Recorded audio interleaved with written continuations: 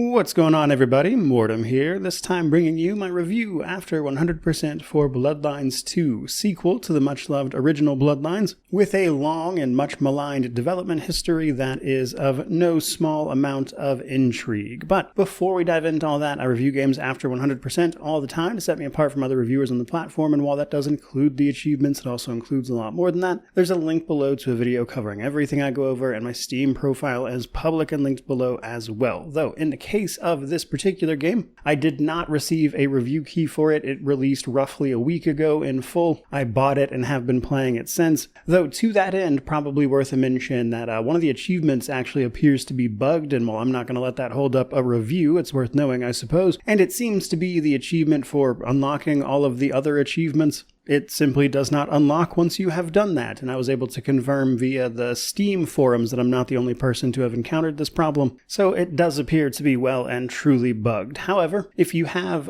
one of the DLCs, the Santa Monica Memories one, in your haven, which is criminally underutilized, to be honest, every time you beat the game with a different clan, you'll get the light of the icon for that clan on the wall, and you can see all of those here, which is noteworthy because much of the 100% for this game involves playing through it with each individual clan, there being 6 of them, and seeing the different endings, which all told leaves us with a lot to go over, so let's actually go ahead and dive fully into this, with my main takeaway being much of what I mentioned in my first impressions video actually. This game appears to be a decent AA vampire game, but a pretty terrible sequel to the original game, having a lack of features that I think are at the very least somewhat important to making that first game the iconic vampire game of even today, but really the whole thing is just kind of a mixed bag. For instance, I really enjoyed the story, but I think the endings were pretty rough. I really enjoyed the world and the atmosphere, but unfortunately there's not much reason to explore or really any good side content. Things that are core to the series, such as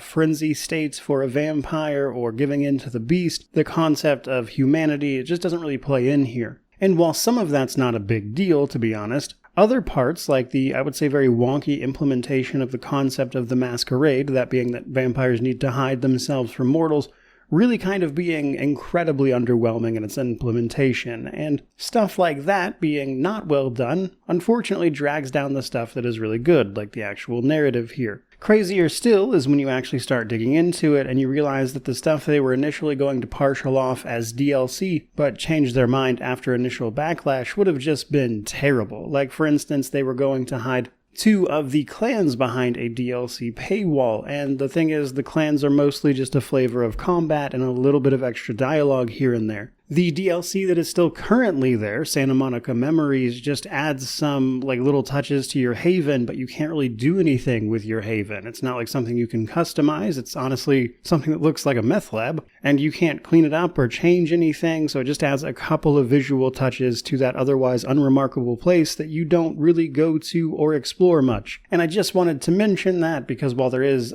different DLC on the horizon, their initial DLC plans would have been an absolute train wreck. But let's dig a little deeper. First, I'm talking about the technical state of this one. So, on my end personally, across about 65 hours or so, the game crashed a handful of times. Not unplayable, a little bit annoying, but not really the end of the world. On top of that, when you go to exit a building out onto the streets of Seattle, that door opening animation is clearly serving as some sort of loading screen, and sometimes it gets hung up as the game does that, which is a little annoying but not the end of the world. Now, other people have, since the launch of this game, reported much more serious issues, including one that seems to have been hotfixed pretty quickly with the game not launching at all, basically, and then sometimes it would launch but would get stuck on the title screen. Hopefully that is fixed for people, but worth mentioning. And then a much more serious issue overall is that they were having issues with the save file locations getting messed up and basically people losing their save files because the game can't locate them properly. That is still ongoing, and one of their updates on Steam mentioned a few of the different file paths that your save files might potentially be if you lost them, by the way. But in addition to that, though, there's a couple other things that are just kind of not here, I guess, that are worth talking about. The lack of an FOV slider, the inability to turn off things like motion blur, and and some just other smaller details like that that are going to be a deal breaker for some people make for a technical state that isn't the worst I've ever seen, but certainly leaves a bit to be desired as well. Now, before we move on, probably worth mentioning to talk about how saving works here. So you can't make manual saves. The game does auto save and like make checkpoints and stuff for you in missions, but I did want to talk about the fact that at the start of every main mission, the game will make a manual save that you can then load back to for every clan, or playthrough if you prefer. This means that if you mess something up, it is actually possible to load back a few missions or whatever to like change and fix it. That can help in chasing some of the achievements for the endings down, just so you know. Moving on to, I guess you could call it character creation, but I don't think that's exactly correct. So when you start the game, you'll pick between the male or female version of Fire, our set character, otherwise known as the Nomad, a 400-year-old vampire. More on that in a moment, because after you get out of the tutorial, what you are able to do is basically pick your starting clan, which is going to give you a unique passive that you can only get right here at clan selection, and then it also determines your starting vampiric abilities. A little ways into the story, you get the ability to unlock all of the abilities for every other clan, including their clan perk, but not their clan passive. There are also some other minor like visual changes and details about the clans that we'll discuss more in the combat section, since that is where they are the most relevant, with the other unique stuff basically being some dialogue changes. However, even that is kind of minor, and for the most part the story plays out exactly the same way regardless of this, and while I didn't need like sweeping changes based on clan or anything, nor did the first game have that really, that clan passive as well as a bit of unique dialogue are really the only things that are truly unique about each clan here. And we'll talk about the rest in combat. Now, next up we've got difficulty. Difficulty ranges from casual or story mode basically to hard mode. Now, ironically, this is a game where playing on lower difficulty that actually kind of feeds into the fantasy of it a little more, because we are meant to be an incredibly powerful vampire elder who's only really being reined in by this brand that is weakening them. However, even with that brand or mark, you should be dramatically stronger than everybody else here, and that is something the lower difficulties kind of lean fully into, you could say, by allowing you to just destroy stuff in combat. As the difficulty goes up, you receive more damage and enemies have more health, is basically the gist of it, more or less what you'd expect from this action adventure. Moving on though, let's talk story setup and my thoughts on it. Now, I am not personally going to be spoiling this game in terms of like every single plot beat or anything like that. I think we're a little too close for release, and I imagine some people are still playing through it. Plus, I mean, realistically, if you wanted to see it, I'm sure there are videos on YouTube about it already. So I'm going to talk the setup and my general thoughts on it overall. With that in mind, I actually do think the story is one of the stronger elements of this game. I do think there's a really interesting narrative here that unfortunately kind of drops the ball right at the end, with the endings in particular being all pretty lackluster. I mean, basically the gist of it is what is left of Seattle, the city in which the game takes place, after the events of this vampire story, and it's honestly just super basic. But before you get to the end, you first have to, of course, start, and our story begins as our elder vampire Fire here wakes up from torpor, or basically just a really long nap that vampires take every so often, though this one seems to have been forced on us somehow. We've been asleep for about 100 years, so the world has certainly changed since the 1920s when we passed out, and we wake up hungry and needing to get a grip on everything going on in the modern era. But it obviously gets a little more complicated than that, because we find ourselves marked and scarred by some mysterious force that is repressing some of your vampiric power. Now, vampire power is down to the generation of vampire that they are and also their age, and in that respect the Nomad is fairly lucky, as they are an old and powerful vampire, with this mark really being the only thing bringing them down a bit. It gets a little more complicated than that though when we realize that our thoughts are not wholly our own, because we are in fact mentally bonded with somebody named Fabian. Fabian is a relatively recently deceased vampire of Clan Malkavian, and in his case he happened to be a detective before all this happened. Now, I'm going to tell you this because you find out pretty quick. This is the result of diablerie. You were woken up from torpor and basically ate Fabian immediately, and while the voice in your head is still unusual even for that circumstance, Obviously, some of the mystery of the game is solving that, of course. But again, that's like first couple missions. It's very early on that you learn about this. But on top of that, it's not your only concern, because as you quickly find out by getting in touch with the local members of the Camarilla court, or the Camarilla being the faction of vampires that mostly is in charge of cities like this, all operating under a central figure known as the Prince. Seattle's a little strange, though. They had a prince abdicate the throne, which is not something that happens in vampiric society, and instead set up their child, or descendant, in terms of their vampiric bloodline, to be the prince in their stead. And it's made very obvious very quickly that Lou, the abdicated prince, is still very much so the one in power, simply ruling from the sidelines, which is yet another mystery you want to get to the bottom of. Now, that's about as much as I want to say in terms of the actual plot setup, other than the fact that very early on again, you get made into the sheriff of this court.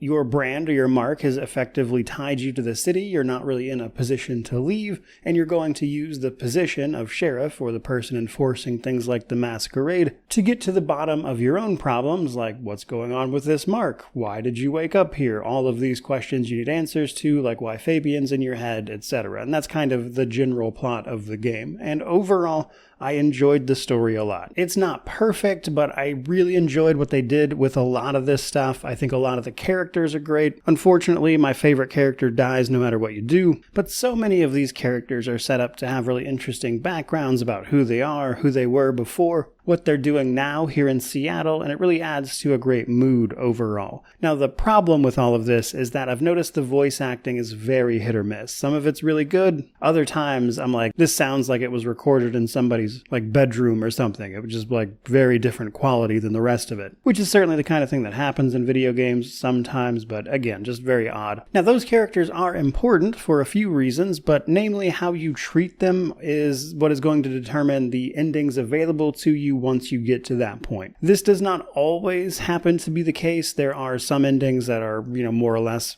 likely depending on your choices. There's one in particular, the worst one, that essentially comes down to a singular decision you make. In that instance, it doesn't really matter how you treated everyone up to that point because the ending's pretty well locked. In other cases, however, certain endings may not be available to you based on whether or not that person likes you enough to go along with whatever it is you wanted them to do. And something this game does that is interesting is how it handles dialogues, because it's kind of behind the scenes, but basically how you treat people will garner a reaction from them that then determines how they speak to you in the later sections of the game. You can be on friendly or very bad terms with basically everyone you meet by the end, and that's the kind of thing that can inform the endings based on whether or not that person matters to those endings, basically. Now, speaking of the story, though, we're going to talk about this a little more as well, but it has to be mentioned that Fabian plays into the main story in between the sort of main chapters with Fire. When you go to rest at your haven, you'll be interrupted by Fabian and his memories, where he'll be like reliving sequences where you get to the bottom of various mysteries around town that then go on to inform the main story and tell you what has kind of been going on here over the past 100 years, while also giving you information about who these characters were.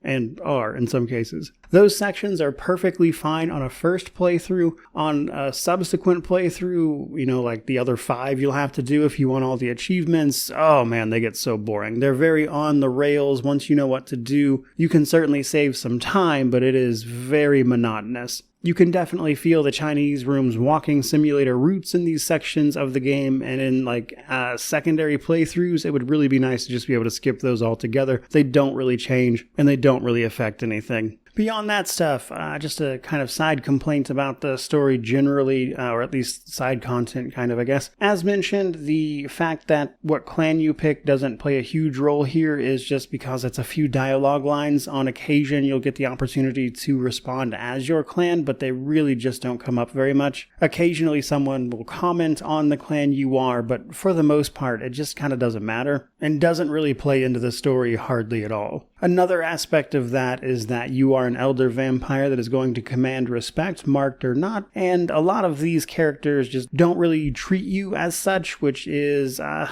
little frustrating, but not the end of the world given the situation. They're all effectively trying to use you in your weakened state to further their own goals, as you would expect of vampires, but sometimes the natural reaction to these situations would be to, I would say, flex some of those elder vampire muscles, and you just don't get the opportunity to do that a lot of the time in certain situations where it would make sense to do so, and it seems a little silly. Other times, I found myself killing enemies where, like, an obvious RPG choice in the moment would be to, like, save these people or find a workaround. Or I may have well been friendly with them already, as an example, but you're kind of forced to kill them literally because in some cases you can't move on from the area you are in until they are all dead before you go talk to the character that is in charge of them, and it just felt, again, very silly overall. So while the overall plot and narrative is really good, it has its moments that are just a mixed bag, I would say. Ultimately, though, that brings us to our progression systems. Progression in this game is incredibly simple. It basically comes down to blood resonance, skill points, and unlocking your abilities. As you basically do anything, you'll gain experience, and every roughly 1,000 experience, you gain an ability point. You spend those ability points on unlocking your abilities, if you'd believe it. The first 4 are determined by your clan, and then you also get a perk after that is dependent on that clan as well. But for every tier that you unlock, you then unlock the ability to get abilities from that tier from the other clan powers. You do this by, after becoming sheriff, getting in touch with the clan contacts. And here you can spend blood resonance gained by feeding on people in various emotional states, alongside with the vampire blood from people of that clan to awaken your abilities. This unlocks them, but does not allow you to use them immediately. You still have to then buy them with ability points to swap them out. You can use 1 vampire ability from every tier plus 1 of the perks, whereas the perks can all be active at the same time, ultimately resulting in a potential 4 different abilities that you can mix and match, your clan passive, and then, whatever amount of the perks you have unlocked. That's the sort of core progression, and that's really all there is to it. However, 2 other things that are more minor but still are important is that while you're doing all of that, you will passively gain more health. It'll just kind of go up as you're doing the rest of it. And then 2, as you awaken more and more abilities from other clans and even your own, you unlock different outfits. This allows you to change your appearance, and this matters a little bit for the blood resonance, which we're about to get into via the gameplay and world section. So on one hand, Bloodlines 2 here has a fantastic atmosphere. The city itself is well realized, but unfortunately, there's not really a lot of reason for you to explore it. With middling side content, a few collectibles, and the blood resonance basically kind of being it. Now, an important distinction here is the difference between playing as Fire versus Fabian. Fire is the one where you're actually going to be able to scale buildings and run around and glide around, taking on enemies as you go, whereas Fabians are like non-combat walking simulator things where literally all you're doing is using his Malkavian detective abilities to get to the bottom of various mysteries, as was your job in court before you were Diablerized. As mentioned, his sections are very on the rails. You basically just go talk to the people you need to talk to, use the ability on occasion that you need to use, and that's kind of it until you get the information to go where you need to go. Very boring, wish you could skip them on replays. Playing as Fire, on the other hand, is where the bulk of the gameplay and world is really going to come into play. It's divided basically up into the streets and the rooftops of the area of Seattle that you are able to explore, the rooftops being where the supernatural things occur, the combat will happen, and the streets being where you need to preserve the masquerade, i.e. don't use all of your vampiric abilities directly in front of human beings, or at least, you should try to keep it to a minimum, because if we're being honest, the masquerade doesn't really matter much here. But let's start simple. You've got your collectibles. There are 3 different types of these. You collect them, turn them into the quest giver, and at the end of it, they'll give you 2 skill points for having done so, maybe a little extra background. Again, kind of boring. Gives you an excuse to glide around, though, I suppose. Now, the other thing you would do is gather up blood resonance, and you're going to use your appearance and general skills in order to do that. So, this is where your appearance can play into things. When you interact with humans that are walking around the street, they will have a general reaction based on what you are wearing. Sometimes this matters more than others. A lot of outfits, it doesn't really matter at all. It just brings you into a conversation with that particular character, and then you can choose a generic response to scare, seduce, or anger them, which will get them into the appropriate state for you to get blood resonance out of them. You can't do this with every human being, though. They have to be flashing with potential for blood resonance first, or sometimes there are events going on where the person is already at full blood resonance and you don't have to do anything. Again, some of the appearances you have here will give you like unique interactions with certain NPC types, that kind of thing, but it's so minimal, it's kind of not worth talking about in any great depth. In conversation, however, you can potentially, if you have them equipped, utilize some of your vampiric abilities in order to accomplish the exact same thing, which is activating the blood resonance. Beyond this, there's a couple of other things you have to know. The world does have a few sort of dynamic interactions, I guess you could call it, based on these blood resonances, but some of them don't make any sense. So if you get somebody angry, they will start attacking you, and you can theoretically use this to lure them into an alley where you won't be seen feeding on them. The problem is, if they walk past a police officer, that police officer starts shooting them immediately. Which is a bit of an overreaction, sure, but take that and then compare it to the melancholic blood resonance, or, sad or scared basically, where if you activate that, the NPC will start running away from you and you'll have to chase them potentially into an alley to feed on them. However, no one cares that you're chasing a random person screaming for help at all. Doesn't come up. Whereas they will shoot on sight somebody that is angry. So even here, there are just like little things that don't make a ton of sense that I don't enjoy, really. The other part of it, though, is the way the masquerade system works. We're not supposed to, of course, let mortals know that we are vampires. However, you can kind of do that. It just doesn't matter. In order for there to be any consequence to this, you have to max out the masquerade gauge, at which point you'll be killed instantly. The problem being that the game gives you so much leeway here that it kind of just becomes nonsense because you're not really upholding the masquerade at all. It starts at the basic, unnoticed level, and then it'll go up through green into yellow, which is when people will start getting suspicious and investigating what's going on. And then it'll go into red, which is like a full-blown breach. The thing is, it takes a while for red to fully max out, which is when you'll be instantly killed. This means that you can actually use your vampire powers a ton right in front of people as long as you don't go past a certain point, and then once it's getting close, just hop onto a roof, at which point the masquerade violation pretty much immediately starts to go down, and it doesn't matter anymore. This effectively means that you can constantly break the masquerade by acting directly in front of humans, and it never matters. The original game got around this a bit by basically making it only so many times you could break the masquerade before you just get a game over and die. And to be honest, I think this game could use something similar, or maybe like a broader heat bar to prevent you from doing this constantly. Because as it stands, there is no masquerade because it really just doesn't matter as long as you never hit that maximum. Which is the only time there's any real consequence other than not being able to enter a building, but it takes 2 seconds to go around a corner and wait for it to wear off. Didn't like this system at all. And unfortunately, it's really like the main thing there is to do in the open world anyway, outside of tracking down the clan reps to unlock the abilities with the blood resonance itself. Now there are side quests for the game, but they come in 3 varieties outside of the collectibles, and they are all very boring in terms of gameplay. One of them, the quest you'll do for Miss Thorne, is actually really interesting if you're paying attention because she's a Tremere, like the blood sorcery warlock type of clan. And if you pay attention to all the deliveries she's having you run, there's a lot going on there that is interesting lore-wise,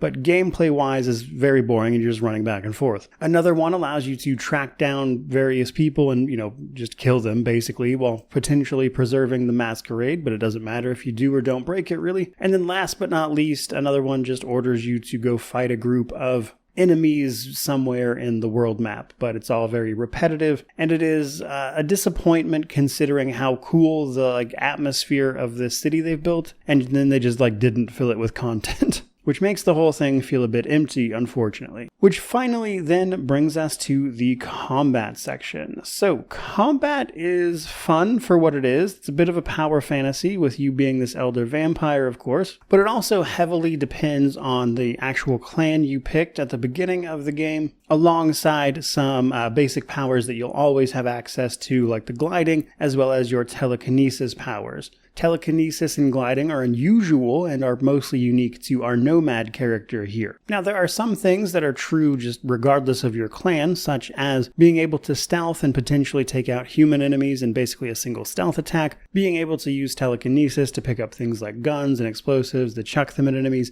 using telekinesis to pull enemies off of ledges, that kind of thing, and use that in fun and creative ways. Another one that is difficult to, I would say, get a feel for, but is really helpful once you do, is that you don't have like a block, but you do have a dodge button, known as your dash. If you dash into enemies as they make a light attack, you can parry it, which feels very strange, and again, it takes some getting used to, but if you can get used to it, it's a very helpful way to play. Now, the rest of combat realistically comes down to your individual powers and your clan passive, so we're going to take this clan by clan and talk about each one of them. By far and away, like the easy mode clan of this game in terms of combat is Ventrue, and it's not close. Ventrue, or the Clan of Kings, are known for their forceful nature and domination, of course, and we see this reflected in the gameplay by basically them just being incredibly tanky. So their clan passive gives them fortitude when they feed on a character, which basically means they take reduced damage, and it's possible to just keep this up more or less all the time, which means you take minimal damage, and then their base abilities have them doing things like using mass manipulation to just have all of the enemies kill themselves or stun them, which then allows you to get free attacks or sneak attacks basically that take huge chunks off of even tankier enemies, meaning that Ventrue is by far the easiest way to play this game, almost laughably so. Tremere, on the other hand, again, the sort of warlock blood sorcery guys, are a little interesting in the sense that they get a little bit of like range on their basic attack. Not true range, mind you, but they don't have to be right up on top of an enemy to hit them. They've got a little, I would say, few feet of buffer room that their basic attacks will still hit even outside of melee. Beyond that, most of their abilities are about, as you would probably guess, manipulating blood, and in kind of a curious sense, I found these guys to feel much more tactical than the other clans because a lot of their abilities require setup. For instance, their ability Blood Curse will blow up an enemy the next time they get hit, but it takes a while to actually activate this. So you'll probably want to Blood Curse someone, then switch over to Blood Boil on a different target because their blood will boil and they'll start screaming, which pools all of the enemies in one place, at which point you can just chuck something via telekinesis at the person you Blood Cursed, and a big explosion will happen and will probably kill just about everybody in the area. That combined with their recall ability, which kind of lets them teleport around. And again, you've got a clan that feels a lot more tactical to play than the others here, which are usually more of a brute force approach. We do have a couple clans that focus more on stealth though, like my favorite, the La Sombra, who every time they make a stealth kill, they get like this shroud that makes them much harder to see, basically enabling more stealth, which allows easier stealth kills. Their powers allow them to do things like teleport behind enemies via Shadow Step, pin them in place with the arms of Ahriman, or pull them into the realm of Oblivion, which will force them to fight you, on their own versus everyone else you may have to deal with. So they're kind of all about isolating enemies and finding ways to pick them off one by one, as you would expect. The other sort of stealth clan, really, is the Banu Hakim. Known as judges and assassins, they obviously also fit the stealth archetype really well. Their clan passive reduces the noise they make for a while, which allows them to, of course, perform better stealth.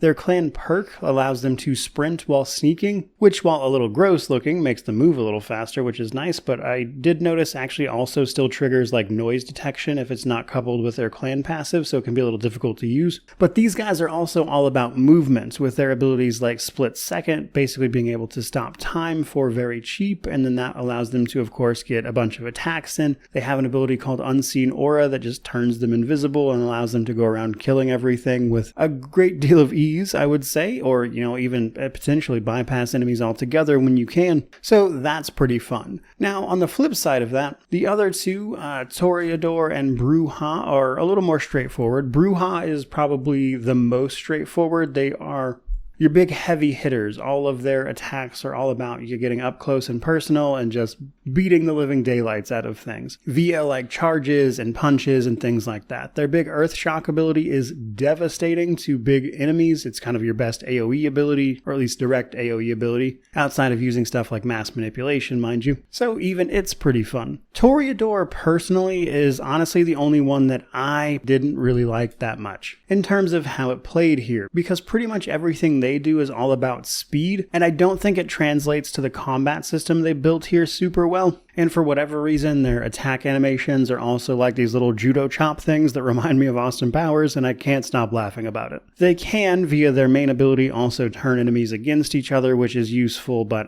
generally I just didn't like playing these guys as much as all of the others, mind you. So like I said, your clan choice is first and foremost and primarily just the different flavors of combat that you will experience. There are some minor differences between each in terms of how they approach combat, like the Tremere's little ranged attack and more tactical feeling abilities, versus the Ventru's just very over-the-top, sort of uncontested position of easiest to play. And overall, I would say combat is fun for what it is, but it does get repetitive pretty quickly. Like once you've kind of figured out how you want to approach combat with the clan you're playing, that's it. Like that's what you're going to do every encounter. There's a couple of bosses, but I mean, other than that, it's going to be the same basically every time, and it's good the game's not very long because you've pretty much seen it once you're a couple hours in. That said, let's go ahead and move on to the Steam Deck. So the Steam Deck has this officially listed as playable, and while I suppose agree with the literal sense in that it is in fact playable on the Steam Deck, you can get it up and running. It's not really a good experience in my opinion. The frame rate out in the open world is just not good, especially when you're doing stuff like combat. In the inner, like interior building places, it's usually fine, but outside it's rough in a way that I don't think a game with action combat can really stand to be. It's very choppy, and I really couldn't get it above like 25 FPS most of the time. Anywhere that wasn't like directly inside. So, I mean, again, technically speaking, you could play it on that platform, but I wouldn't really recommend it. I do know that ROG Ally X just recently came out. I don't have that in my hands yet, so it'll be a while before I can test on that. But for the Steam Deck, I personally wouldn't, but you technically can, I suppose would be my answer here. Now, that brings us to positives and negatives before we start wrapping this thing up. So on the positive side of things, story, atmosphere, combat is decently fun for what it is. I like how they tried to mix up some of the clan powers, things like that. And that's really the positive stuff for me. Those things are interesting enough that I think they warrant some attention. However, the game does have a fair few negatives, and that is completely disregarding the fact that it's not a really good sequel to Bloodlines 1. For starters, they made this really fantastic atmosphere and don't give you any reason to explore it really. There's not much in the open world to actually do. The side content isn't great. The masquerade is basically meaningless because it doesn't matter from a gameplay perspective 95% of the time. The blood resonance system feels kind of half-hearted. That's to say nothing of the fact that progression is really shallow. And all of that kind of brings me to my conclusion. First and foremost, as a sequel to Bloodlines 1, it fails on that front just across the board. It is a very, very poor sequel to that first game. But let's ignore that for a moment and let the game stand on its own merits as its own thing. Even as this action-adventure version of it, it's got some serious flaws with how it approaches things like the masquerade, the empty world, the poor side content, to the point where even the game that is here is just okay. And it's mostly carried by an above-average story and decently fun combat and like freedom of movement. Compare that, however, with the game's base asking price of $60 US that I paid, and it's just a no-go. I mean, there's too many faults here, and on one hand, I think it is no small miracle that this game exists and actually saw a release and is half decent. But that doesn't really change the fact that I just don't think there's $60 worth of game here, even if you don't look at it as a sequel to the original game. All in all, if you're not particularly partial to the setting in which it takes place, it's mostly just okay. I think it's the kind of game you might pick up for like $30 in the future and have a fun time with, and that's why, for me, this is a pretty firm buy on sale. It's got its good moments, but it's also got plenty of stuff that feels particularly half-baked. And having paid for it, I think about $30, $40 is what I would have preferred to have paid for it, and so here we are. But that's been my review of this one. Certainly hope you enjoyed it. Let me know how you feel about it down in the comment section below, which naturally means to like, comment, subscribe, all that YouTube jazz, but regardless of any of that, truly, just thank you so much for watching. I really do appreciate it. May you wander in wisdom and have an amazing day.